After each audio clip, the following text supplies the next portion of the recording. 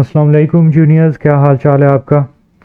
अच्छा, आज मैं आप लोगों से डिस्कस करूंगा कि एंटरप्राइज सिस्टम ये सब्जेक्ट आपके लिए कितना इम्पोर्टेंट है। और मोस्टली कॉलेजेस के अंदर इसको बिल्कुल भी मुंह ही नहीं लगाया जाता। मोस्टली कॉलेजेस का बता रहा हूँ। मोस्टली क्या करते हैं कि आपको जो पास्ट पेपर्स होंगे उन पास्ट पेपर्स के अकॉर्डिंग ही आपको इसकी प्रिपरेशन करवाएंगे। और पास्ट पेपर्स में मेरे ख्याल से 2-3 साल ये हुआ है कि जावास्क्रिप्ट से कुछ क्वेश्चंस आए हैं, तो वो सिर्फ आपको जावास्क्रिप्ट करवा देंगे। मोस्टली कॉलेजेस आपको सी शार्प बिल्कुल करवाएंगे ही नहीं। सी शार्प नहीं करवाएंगे तो इट मीन्स कि वो फिर आपको डॉट नेट भी नहीं करवाएंगे। तो ये ना करवाना जो है ना, हमें भी नहीं करवाया गया था। और हम लोगों ने भी बस इसको बिल्कुल बेसिक बेसिक कर लिया था कि इन केस अगर, क्योंकि हमारा फर्स्ट टाइम हमने ये सब्जेक्ट पढ़ा था, उससे पहले इसका कोई पेपर वगैरह नहीं हुआ हुआ था, ना कोई इसके पास्ट पेपर से, तो हमें आइडिया नहीं था। तो हमने सी शार्प भी कर ली थी, डॉट नेट भी कर लिया था, जावास्क्रिप्ट भी कर ली थी। तो इसकी इम्पोर्टेंस क्या है। और अगर आप इसमें सिर्फ मार्क्स लेना चाह रहे हो जावास्क्रिप्ट वगैरह करके या थोड़ी सी थ्योरी वगैरह करके, तो उसका फिर बाद में नुकसान क्या है। अब मैं आपको ऑनेस्टली बताऊंगा जिस जिस प्रोसेस से मैं गुजर के इस रियलाइजेशन पे आया कि ये इम्पोर्टेंट क्यों है। तो हमारा जब हम हमारी डिग्री कंप्लीट हुई है, डिग्री कंप्लीट होने के बाद जो है मैं पीआईटीबी यानी पंजाब इंफॉर्मेशन टेक्नोलॉजी बोर्ड का एक प्रोग्राम था, सीएमआईटी इंटर्नशिप प्रोग्राम। तो सीएमआईटी इंटर्नशिप प्रोग्राम था, उस प्रोग्राम में मैंने अप्लाई कर दिया। अब उस प्रोग्राम के थ्रू उन्होंने सिस्टम्स लिमिटेड, पाकिस्तान का जो सबसे लार्जेस्ट आईटी एक्सपोर्टर है, सिस्टम्स लिमिटेड के साथ उन्होंने मेरा एक इंटरव्यू रखवा दिया। अब क्योंकि ये एक इंटर्नशिप का इंटरव्यू था, तो इंटर्नशिप के इंटरव्यू में इतना मतलब टफ क्वेश्चनिंग नहीं होती। और fortunately for me, systems limited का जो बिजनेस मॉडल है वो भी कुछ ऐसा था कि उन्हें इंटर्न्स से इतने टफ क्वेश्चनिंग वो करते भी नहीं है। लेकिन स्टिल स्टिल उन्होंने मुझसे क्या क्या पूछा वो मैं आप लोगों से शेयर करता हूँ। उन्होंने मुझसे सही तसल्ली बख्श जो है ना, ऊप से रिलेटेड जो है ना वो क्वेश्चंस किए। अब ऊप के जो वो 4 बेसिक पिलर्स हैं, एब्स्ट्रैक्शन, इनकैप्सुलेशन,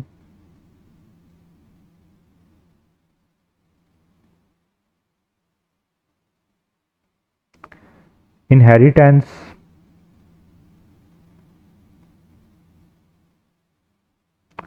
और सबसे लास्ट पे पॉलीमार्फिज्म।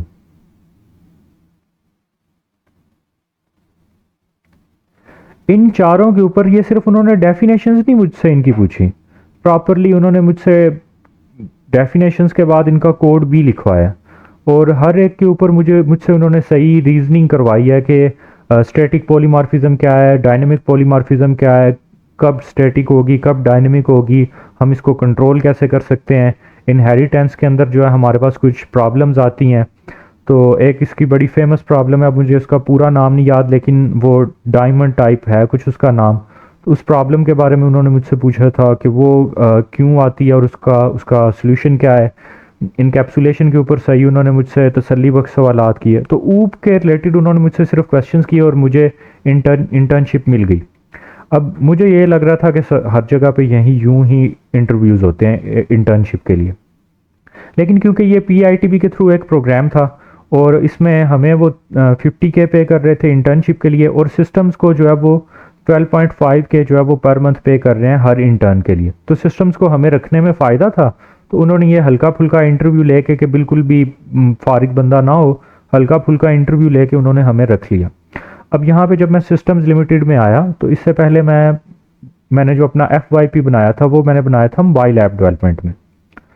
और मोबाइल ऐप डेवलपमेंट भी मैंने किस में बनाया, मैंने नेटिव नेटिव टेक्नोलॉजी इसकी कौन सी है, वो जावा। मैंने यूजिंग जावा उसको बनाया, जिसका मतलब मोबाइल एप्लीकेशंस जावा के अंदर बहुत सी डेवलप्ड हैं। ऑलमोस्ट अभी भी जो आजकल भी एप्लीकेशंस चल रही हैं उनमें से 80% या 70%, 80 to 70% जावा के अंदर डेवलप्ड हैं। तो सबको यही लगता है कि बहुत अच्छी मार्केट होगी इसकी, लेकिन ऐसा नहीं है। जब मैं मार्केट में आया तो इसकी कोई अपॉर्चुनिटी अवेलेबल ही नहीं है। जो एक दो छोटी मोटी कोई अपॉर्चुनिटी है तो वहाँ पे ही बहुत कम किया जा रहा है, क्योंकि इसकी डिमांड ही नहीं है। मार्केट में इससे रिलेटेड प्रोजेक्ट्स ही नहीं आ रहे। फिर उसके बाद ये कि मैंने सोचा कि शायद जावा के अलावा मुझे कॉटलिन सीख लेनी चाहिए, तो मैंने साथ में कॉटलिन भी सीख ली। कॉटलिन के अलावा मैंने साथ में फ्लटर भी सीख ली। तो ये सारी चीज़ें करने के बावजूद भी मुझे कहीं से कोई इंटरव्यू की कॉल ही नहीं आ रही।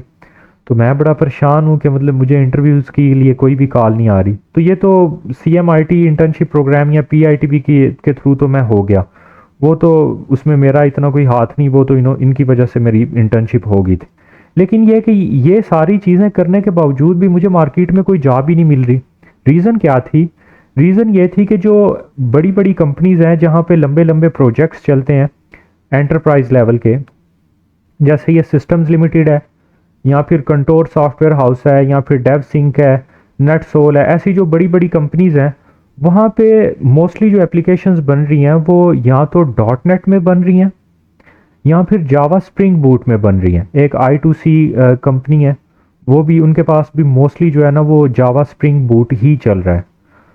तो जावा स्प्रिंग बूट जावा स्प्रिंग बूट के अलावा डॉट नेट कोर, और फ्रंट एंड के लिए आपको कोई रिएक्ट या फिर एंगुलर, इनका कोई एक फ्रेमवर्क आना ज़रूरी है। तो ये मेरे लिए सरप्राइजिंग था कि जब मैं सिस्टम्स में आया, सिस्टम्स में आने के बाद इन सब चीज़ों के अंदर कोई भी अपॉर्चुनिटी मुझे, इतनी बड़ी कंपनियां के 38 प्लस कंट्रीज़ के अंदर रन कर रही है, पाकिस्तान का सबसे लार्जेस्ट IT एक्सपोर्टर के बावजूद इनके अंदर कोई अपॉर्चुनिटी मुझे मिली नहीं जावा कॉटलिन फ्लटर के अंदर। तो फिर मुझे इसके अंदर एक अपॉर्चुनिटी मिली डॉट नेट कोर के लिए। मैंने तकरीबन 1 से 2 वीक लगाए, 1 से 2 वीक लगा के मैंने डॉट नेट कोर को रिवाइज़ किया। रिवाइज़ करने के बाद मैं एक लाइव प्रोजेक्ट के ऊपर मैंने काम करना शुरू कर दिया डॉट नेट कोर के अंदर। अब डॉट नेट कोर के अंदर जब मैंने सिस्टम्स लिमिटेड के अंदर जो है वो एक लाइव प्रोजेक्ट किया, तो ज़ाहिर सी बात है मेरा हैंड्स ऑन एक्सपीरियंस आ गया, मुझे काफ़ी सारी चीज़ें और समझ आई। तो मुझे पता चला कि सिर्फ डॉट नेट कोर आना आपको ज़रूरी नहीं है। आपको एक तो ऊप के ऊपर अच्छे कंसेप्ट होना ज़रूरी है जो कि इंटरव्यू में लाजमी हर सूरत पूछे जाएंगे। देन आपको डॉट नेट कोर आना चाहिए। डॉट नेट कोर के अलावा आपको SQL अच्छे से आना चाहिए, सही डिटेल के अंदर। इंडेक्सेस क्या होते हैं, क्लस्टरिंग नॉन क्लस्टरिंग इंडेक्सेस क्या हैं, क्यूरी ऑप्टिमाइजेशन कैसे होती है, एग्जीक्यूशन प्लान क्या होता है क्यूरीज का, किन कॉलम्स के ऊपर हमने इंडेक्स लगाना है और हमने वो एग्जीक्यूशन प्लान से कैसे उनको देखना है। तो ये सारी चीज़ें आपको पता होना ज़रूरी है। फिर इनके अलावा, इन तीन के अलावा आपका DSA यानी आपके जो अल्गोरिदम्स हैं वो आपको अच्छे से आने चाहिए, क्योंकि अगर आपने अल्गोरिदम्स अच्छे से किए हुए हैं तो आप किसी भी प्रोग्रामिंग चैलेंज के अंदर रीजनिंग या उसका अल्गोरिदम अच्छे से जो है आप डिवाइस कर पाओगे। अच्छा, ये सारी चीज़ों के साथ साथ एक दो और चीज़ें थी जो यहाँ पे मुझे सिस्टम्स के अंदर आके पता चली, और वो थी सॉलिड डिज़ाइन प्रिंसिपल्स। आप इसको किसी भी लैंग्वेज में देख सकते हो, मैंने इनको C# में देखा था, क्योंकि मैं डॉट नेट कोर में काम कर रहा था तो मैंने फिर इनको C# में देखा। और ट्रस्ट मी, मैंने कंटोर सॉफ्टवेयर हाउस के अंदर मैंने इंटरव्यू दिया। कंटोर सॉफ्टवेयर हाउस के अंदर उन्होंने सबसे पहला सवाल ही मुझसे ये सॉलिड डिज़ाइन प्रिंसिपल्स के बारे में किया। सॉलिड डिज़ाइन प्रिंसिपल्स क्या हैं, और फिर उसके बाद यहाँ पे इस O के बारे में उन्होंने पूछा कि ये क्या है। O है OCP यानी open close principle. Open close principle क्यों ज़रूरी है, यानी आपका एक प्रोग्राम जो है वो एक्सटेंशन यानी उसके अंदर एडिशन के लिए तो वो होगा, अलाउ होगा, लेकिन मॉडिफिकेशन अलाउ नहीं होगी, उससे आपके स्केलेबल प्रोग्राम्स बनते हैं।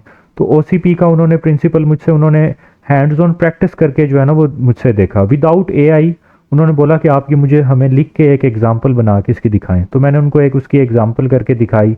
देन उसके बाद उन्होंने मुझसे सिंगलटन डिज़ाइन पैटर्न के बारे में पूछा। अब सिंगलटन डिज़ाइन पैटर्न जो है इसका भी उन्होंने मुझसे कोड लिखवाया, और विदाउट AI उन्होंने लिखने के लिए बोला है। AI के बिना एक इसका सैम्पल कोड लिख के दें और वो प्रॉपर वर्किंग और रनिंग फॉर्म में हो, कोई एरर्स वगैरह ना हो। फिर उसके बाद उन्होंने मुझसे ढेर सारे अरेज से रिलेटेड और स्ट्रिंग्स मैनिपुलेशन से रिलेटेड जो है वो क्वेश्चंस किए उन्होंने कि ये इसका लॉजिक बना के कोड रन करके दिखाएं, और वो मैंने उनको रन करके दिखाए। अब उन्होंने मुझसे 1 घंटे का, पहले उन्होंने मुझसे 1 घंटे का कह रहा हूँ, 91 मिनट्स का उन्होंने एक मुझसे टेक्निकल सेशन लिया, जिसमें उन्होंने मेरी स्क्रीन शेयर करवा के, स्क्रीन की रिकॉर्डिंग भी हो रही है और वो वहाँ पे मैं लाइव प्रोग्राम कर रहा हूँ। कोई AI नहीं यूज़ कर सकता, कोई मैं किसी से हेल्प नहीं ले सकता। इवन अगर मैं इधर उधर देख रहा हूँ तो वो भी हर चीज़ जो है वो काउंट हो रही है, बीच में वो हर चीज़ रिकॉर्ड हो रही है। देन उसके बाद उन्होंने 2 टेक्निकल सेशंस इंटरव्यूज़ के किए, जिसके अंदर उन्होंने मुझसे ऊप के, एसक्यूएल के, डॉट नेट कोर के, singleton design pattern, solid design principles जो हैं, ये सारी चीज़ें उन्होंने ना सही तसल्ली बख्श पूछी हैं। तो 2 इंटरव्यूज़ उन्होंने मेरे घंटे घंटे के लिए हैं और एआई का यूज़ उसमें बिल्कुल भी अलाउ नहीं था। तो आप सब ये सारी चीज़ें जो है ना, ये डॉट नेट कोर और ये सारी चीज़ें एंटरप्राइज में अच्छे से कर लो, अगर आप लोगों ने एक अच्छा फ्यूचर सिक्योर करना है तो। अगर अच्छा फ्यूचर सिक्योर नहीं करना, आपने बस डिग्री पूरी करनी है, तो फिर तो आप चिल करो। अगर आप पढ़ने वाले बंदे हो, आप चीज़ें कर सकते हो, तो ये डॉट नेट कोर ये अच्छे से चीज़ें कर लो। वैसे अगर आप मुझसे पूछो कि ये मैंने इसको कहाँ से किया, तो मैंने इसको एक निहांत वर्ड नाम का चैनल है,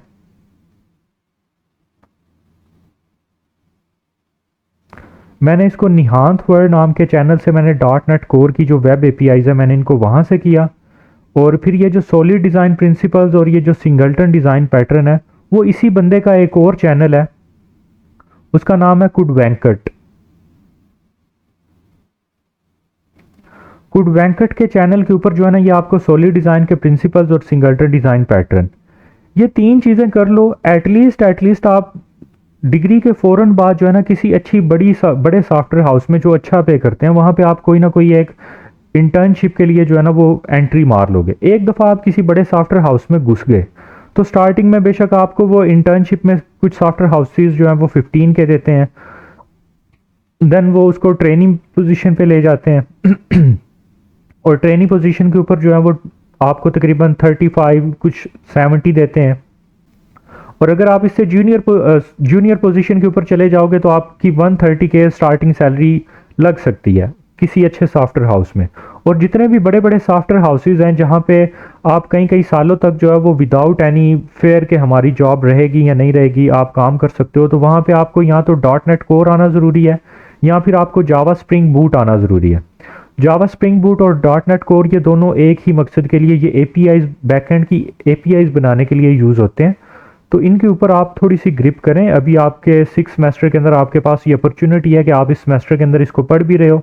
तो ये सारा काम जो है ना, अगर आपने सही अच्छे से सीखना हो कि ये डॉट नेट कोर को आपने सीखना है और साथ में ये सॉलिड डिज़ाइन प्रिंसिपल्स और सिंगलटन डिज़ाइन पैटर्न करना है, तो ये तकरीबन 2 से 3 वीक का काम है एक अच्छे स्टूडेंट के लिए। एवरेज स्टूडेंट भी इसको जो है वो 4 से 6 वीक के अंदर कर सकता है। तो इजीली जो है ना आप इसके ऊपर ग्रिप बना सकते हो। तो मैं तो आपको यही सुजेस्ट करूंगा कि ये लाजमी करो। बाकी जब आप लोगों के पास बाद में आप प्रोजेक्ट्स वगैरह बनाओगे, तो तब आप कोई भी फ्रंट एंड का फ्रेमवर्क, एंगुलर ज़्यादा प्रेफरेबल है विद टाइपस्क्रिप्ट। टाइपस्क्रिप्ट के साथ एंगुलर प्रेफरेबल होता है, अगर आप ये कर लो तो बल्ले बल्ले। वरना आप कोई भी, अगर आपने रिएक्ट भी किया हुआ है विद जावास्क्रिप्ट या टाइपस्क्रिप्ट, तो वो भी चल जाएगा, लेकिन एंगुलर जो है वो ज़्यादा अच्छा है। तो मेरी तो एडवाइस यही है कि ये अच्छे से आप लोग कर लीजिएगा। आई होप सो इस वीडियो से आपको काफ़ी हेल्प मिल गई होगी और आप लोगों को थोड़ा सा अपने फ्यूचर के बारे में भी अंडरस्टैंडिंग आ गई होगी कि हम लोगों ने अपनी एनर्जीज जो है वो कहाँ पे यूटिलाइज करनी है और कौन सी अपॉर्चुनिटीज़, बेशक वो हैं तो काफ़ी शाइनिंग, लेकिन उनके अंदर अपॉर्चुनिटी बहुत कम है। सो इस वीडियो में इतना ही। अपना ख्याल रखें, चैनल को भी सब्सक्राइब करें ताकि मेरी भी हेल्प हो। शुक्रिया।